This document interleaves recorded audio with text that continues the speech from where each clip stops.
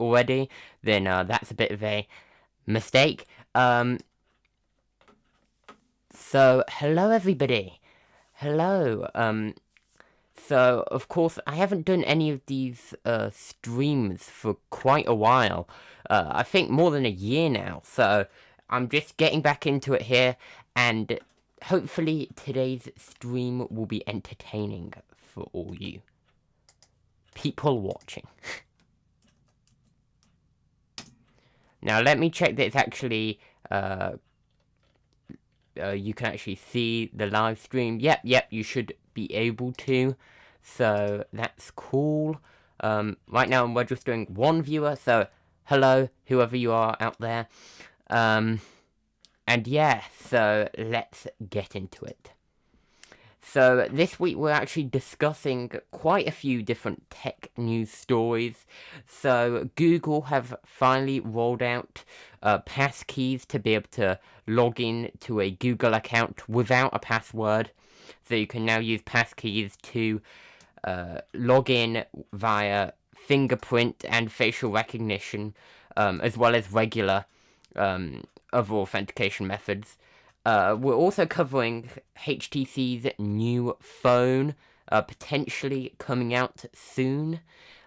Google's plans to revamp search with AI being leaked, and the ISP in the UK, BT, finally doing a test for open web linked 4G mobile network coverage. Anyway, so we need to get into all of these stories and unpack them. But yeah, if you're out there and you want to comment on some of these stories, then of course you can head over to the live chat here on YouTube, and you can leave a message and I'll see it and hopefully respond on stream. So, getting into the first story, which we've already briefly touched on. So, Google has finally, they finally added support for, oh yeah, wrong browser tab here. So, Google have finally added support for passkeys to actually replace your password and 2FA authentication methods. So this is a lot more secure than using a weak password, and of course Google are trying to go towards this passwordless future, as are many of these big tech companies, and I think they're probably doing this because a lot of people have quite weak passwords, and if you don't actually generate a secure password, these cryptographic keys will definitely be a step up in security. And oh god, are my levels really bad? Let me check my levels.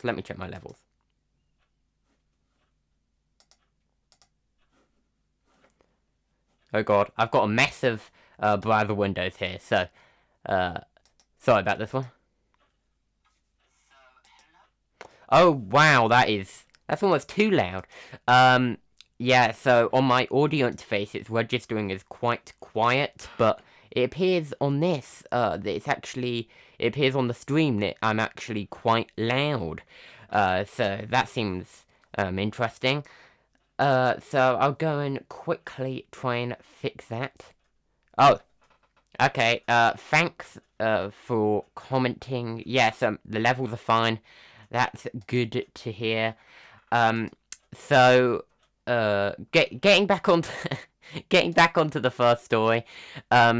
So, of course, passkeys have been around for, I think, a few years now, and of course there were hardware keys with like FIDO keys, which actually are a lot more secure than passwords. But of course you have to buy those, and you have to potentially buy one or even two of them, and for quite a lot of people their password security isn't important enough to kind of justify that expense, because paying £40 for like one hardware key and then potentially having to buy another one just to back up your account isn't exactly the best solution, and of course some people can't afford that. So this is probably a nice middle ground between only using a password and also and actually being able to use a hardware key, which is like the best level of security.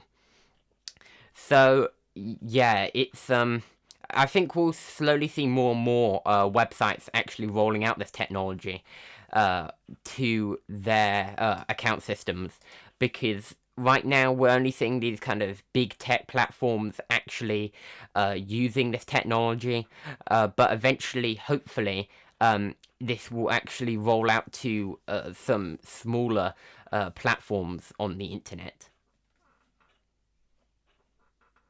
So yeah, I think that's pretty much it on this story.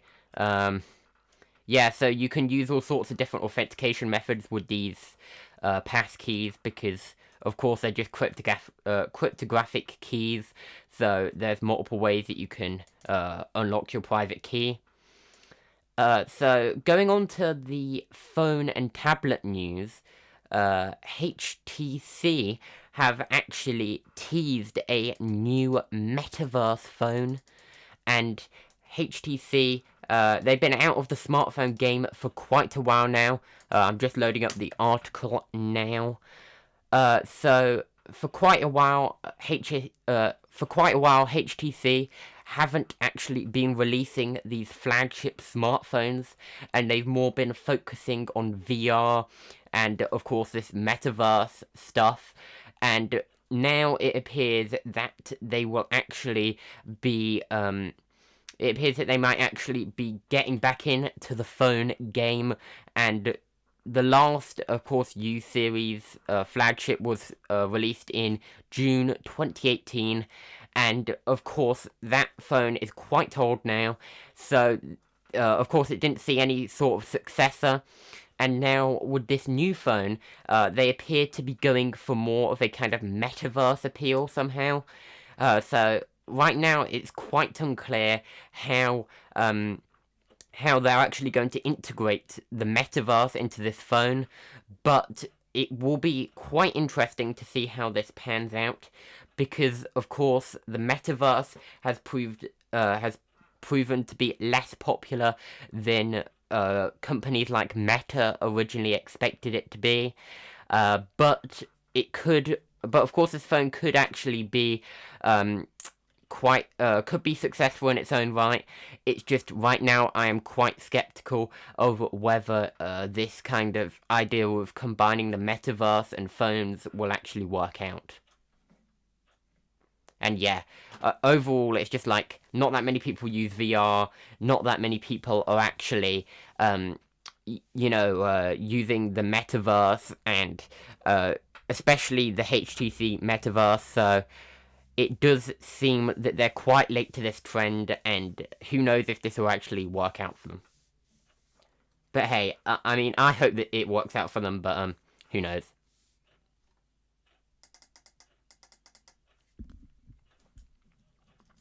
Anyway, today seems to have a lot of Google news. So yeah, there's a lot of stuff on Google this week. And yeah, of course, Google, yeah, they just seem to be doing a lot of stuff in the AI space. So covering the kind of AI section here. So with the first story from Google here, from Android Central. So Google Bard could actually be coming to people's home screens. So of course Google Bard is Google's latest kind of AI kind of competitor to ChatGPT, and it was unveiled straight after ChatGPT. And of course it wasn't that popular to start with, but Google, I think, are hoping that they can actually get this AI to be more popular as they slowly improve it. And, of course, yeah, I think it will be quite hard for them to gain more appeal, as in, like, gain more users from ChatGPT and Bing. But, of course, Google do have the upper hand in the sense of them kind of having most of the search market. So, of course, if they integrate it into the search engine, then that could be quite a big thing. And, of course, Sundar Pichai has actually said that it will eventually arrive on the search engine. So, of course, that isn't really that far from happening. And yeah, overall, it seems like Google are just trying to implement AI into more and more of their kind of products and trying to, yeah, they're trying to basically integrate into search and more and more of their products. As Microsoft and ChatGPT, OpenAI, sorry about that, actually try to kind of improve their AIs, and actually Bing uses OpenAI, doesn't it? So OpenAI tries to improve its AI, and we are seeing a bit of a kind of AI arms race here to see who can make the best AI the fastest. And of course, we'll just have to wait and see how this plays out, whether Google can actually gain back some ground here, and whether they can actually finally corner the AI market, just like they cornered the search market. But of course, that maybe might not happen, and maybe it might end up being Bing's thing, or maybe OpenAI. But of course, it's just way too early to tell who will win this AI battle. Anyway, let's get on to the next story. So we've covered that. I think there was another thing on, yeah, there was another thing from Android Central as well, about Google's AI. And, yeah, let me load that one up. Oh god, I might have put the same link twice. That's not good. Oh wait, no, this one's actually from Tech Radar. I found the link again.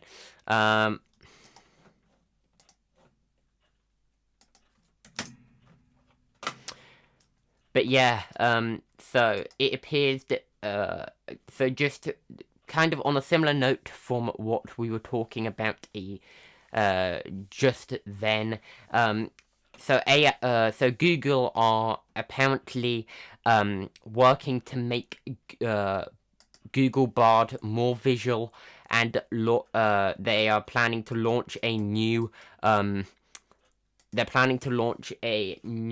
AI conversational bot to kind of rival ChatGPT.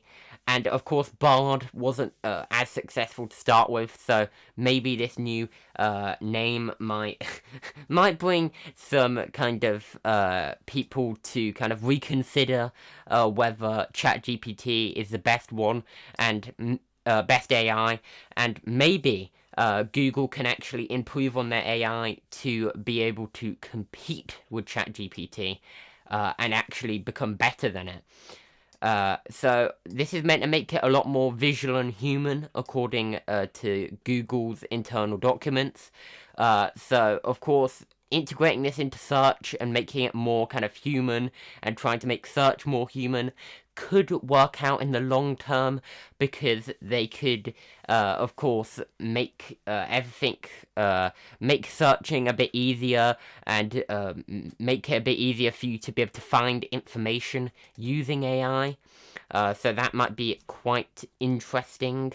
But yeah, I think that's all there is on that AI story. Yeah, so I think I'm gonna slow it down a bit. I think I'm talking a bit too fast here. I seem to always do that, so I need to not do that. Okay, so BT have BT have announced that they have.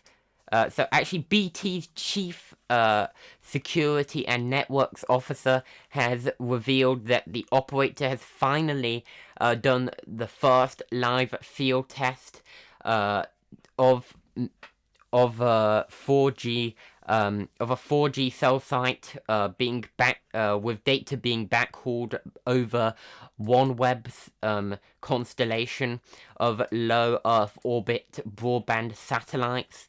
So, in simple terms, this basically means that that BT are using OneWeb here to actually connect rural communities and basically use these satellites to connect these rural spots and actually connect it to the main cell network. So they don't need all of the infrastructure in between the rural spot and the the infrastructure that already exists. So this could be pretty good for rural areas where, of course, internet is quite limited and cell service is quite limited. And, of course, this could cost BT quite a bit if they were to deploy it. But, of course, it could be a really good thing for these people who live in very small and remote places. And this could mean that they could actually get decent internet and cell service, which is something that they have not been able to expect before. Now, let's get on to the... I think this is the second to last story, so we're kind of going through this pretty fast, and since it appears only one person's watching, there won't exactly be much commentary here. So, Blue Sky, Jack Dorsey's Twitter competitor, has actually, it's been revealed that Blue Sky actually has quite a select wait list. So it's quite exclusive in the sense that only a few people can actually join Blue Sky, and right now, heads of state can't actually join Blue Sky. So that is quite an interesting limitation, and that means that, of course, lots of world leaders won't be able to join. So there'll be no Rishi Sunak, no Joe Biden, no Justin Trudeau, at least for now. And yeah, it is very interesting to see Blue Sky kind of develop, going from this kind of concept to now a beta and slowly rolling out to people. But of course, some people, some politicians are already on Blue Sky. So as you can see here, it says that AOC, Alexandria Ocasio-Cortez, is actually on Blue Sky. So it's interesting that some politicians are on Blue Sky and some aren't, and it appears that, of course, if you're a world leader, you apparently can't be on Blue Sky. Maybe this has something to do with not wanting too much traffic and not wanting traffic to cost too much for Blue Sky, so they don't end up with too many people using the platform and it costing them too much in this early stage of development. But of course, some of these kind of less famous politicians are also kind of getting a platform on here. Although AOC is quite popular on Twitter, so of course there could be quite a following from there coming over to see her Blue Sky account. Anyway, so Blue Sky, quite an interesting project. Jack Dorsey's thing. It was in Twitter before Elon Musk bought Twitter. So now Jack Dorsey still owns it, and of course it's going its own direction.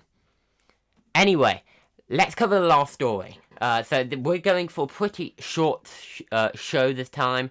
Of course, if we don't really have that many viewers and nobody's turning up, so there's no point in really delaying things, and we may as well just get through all of the news we have this week and then finish.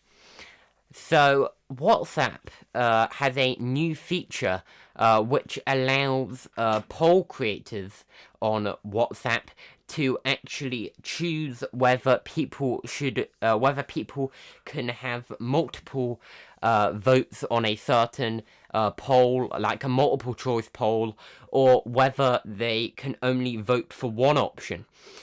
So this means that WhatsApp polls might be a bit less confusing now that you can actually limit people so they can only express one point of view instead of confusing people by presenting quite a few.